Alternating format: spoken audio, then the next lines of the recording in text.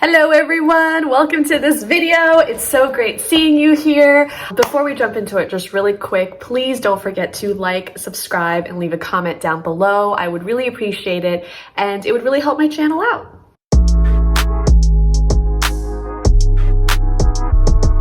So when I receive an audition request, I make sure I read through all of the information that I have access to.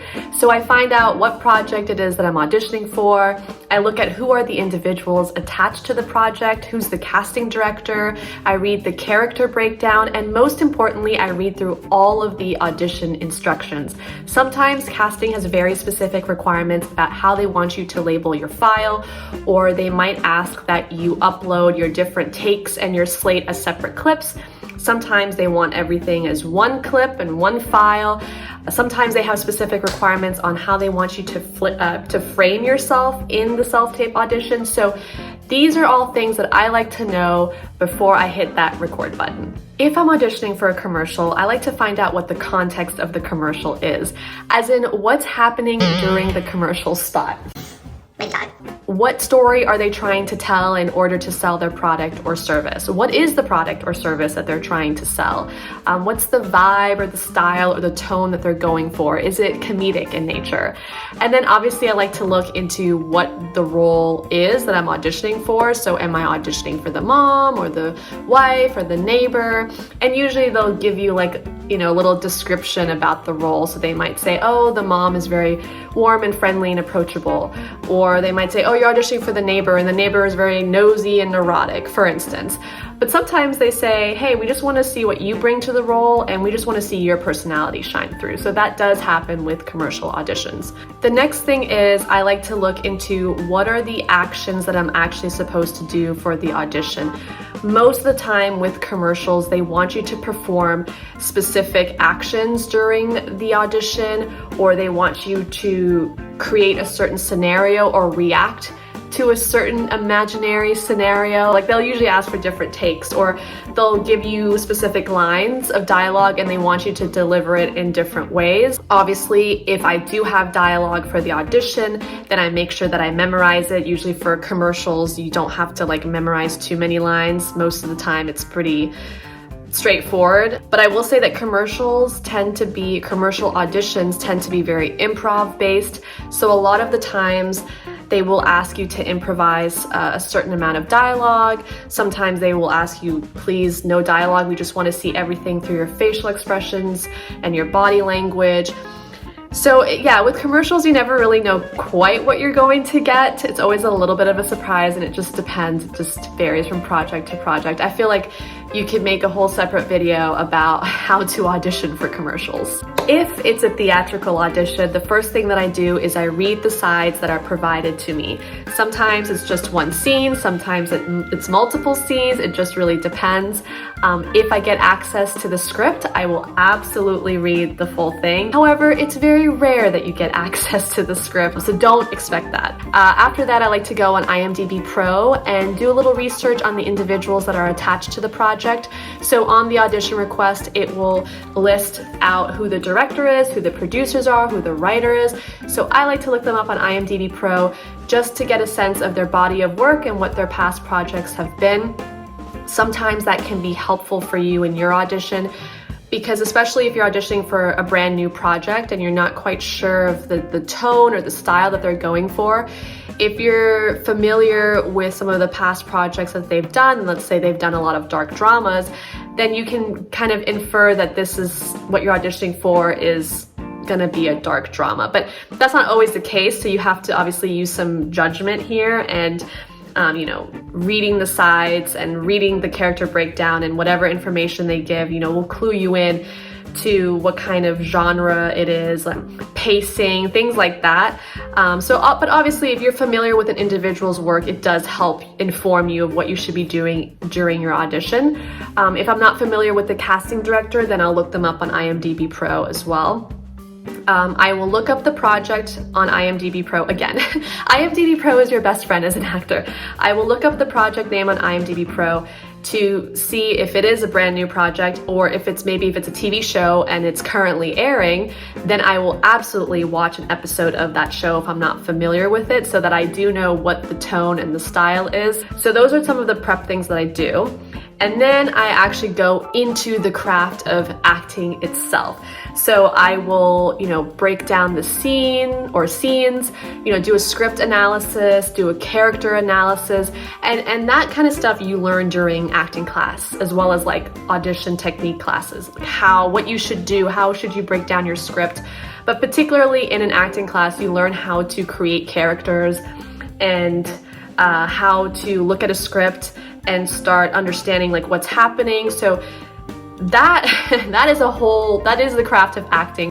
So obviously I will do all of that kind of prep work, and then I will memorize the lines. Something that I do quickly want to mention is that after I do my prep work and memorize the lines, I do like to get the scene up on its feet and do some rehearsals before I start recording, just so I know kind of how I want to approach the scene, and so that I've actually run through the scene a few times before I stand in front of the camera. It just saves a lot of time, and you don't want to end up doing like 50 takes because you didn't actually rehearse the scene beforehand. Once I know the audition material, then I think to myself, do I need a reader? And from my own personal experience, I have found that for theatrical auditions, 99% of the time, you do need a reader. But for commercial auditions, most of the time, you don't need a reader. Sometimes you do, but with commercials, a lot of the times, they just want you to perform certain actions and react to certain things, which you don't need a reader for to do that.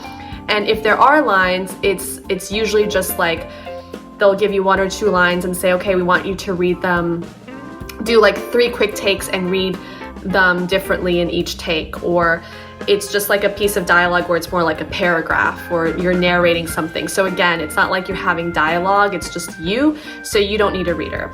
But with theatrical stuff, it's pretty much all the time dialogue with someone else or multiple other characters in the scene. So you would absolutely need a reader in that scenario. I'm personally not a fan of like doing the thing where you like record the other person's lines. And so instead of having a reader, it's your own voice that's the other character, and then you're just like acting with yourself, if that makes sense.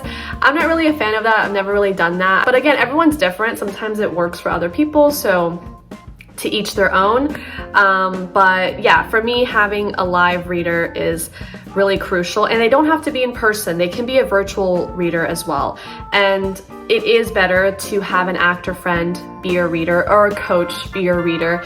They tend to give you a lot more to work with, and I think it's a lot more fun if you can get another actor friend to help you out. Next is wardrobe. Now, people make whole videos about what you should and shouldn't wear during an audition, and what kind of things you should wear depending on what kind of characters you're auditioning for. And honestly, I'm not gonna get too deep into wardrobe in this video. For me, I just like to wear something that I feel captures the essence of the character, and wear something where casting, and if I get sent to producers, where they can really see that I'm embodying the character through my wardrobe. And yeah, that's just me going into my closet and looking through stuff, seeing what I do have that I feel best represents the character that I'm auditioning for. And if I don't have certain clothing items in my closet that I feel would suit the character, then the thrift store becomes my best friend, and I will go there and I'll try to find some items there that I feel the character would wear. And that's really basically it. That's all I have to say about wardrobe. Now that I've read through all of the audition instructions, I've done all my prep work, I know who my reader is going to be if I need one, and I know what I'm going to wear, it's time for hair and makeup. And honestly, I keep things pretty simple and natural when it comes to hair and makeup, mainly because I'm just not very good at it. It's not one of my strengths, but also because, during your auditions, you really want to look like yourself, unless the character calls for something special. So for instance, if I'm auditioning for like a goth girl role, then I will go a little heavier on the eye makeup, and I will add black eyeliner. If I'm playing a character that's maybe like a battered woman and she has like some bruises on her face or like a black eye, then I will add that with my makeup. But I tried to be careful. I don't want it to be so over the top and distracting, but at the same time, I think it can help to have your hair and makeup reflect the state that the character is in. Like if they haven't slept for very long or whatever, you can add the dark circles. Obviously, if you're auditioning for like a period piece, you want to make sure that your hair and makeup reflects the time period that your character is in to the best of your ability. Same thing with your wardrobe, right? So there are certain exceptions where you're going to want to really tailor your hair and makeup, but a lot of the times, it's just a matter of keeping it very simple and natural, and that's usually what I go for. And the last step before I hit that record button is I make sure that my self-tape area is all set up. So for me personally, I do my self-tapes in the bedroom, which is the room that I'm in right now. And I like filming in this room because this is the only room in my apartment where there's carpet on the floor, and so it absorbs a lot of like that echoey kind of noise. And the rest of the apartment, I have hardwood floors and we have really high ceilings, so it tends to be echoey everywhere else except for the bedroom. So audio wise, this is the best room to record in. I have my backdrop, I have my 2 box lights that I use, and then I have my tripod, which has I don't know what you call it, a video rig on it, I guess. So basically I put my phone in that rig, and then I have my Rode mic that I attach to my phone just to help out with the audio quality even more.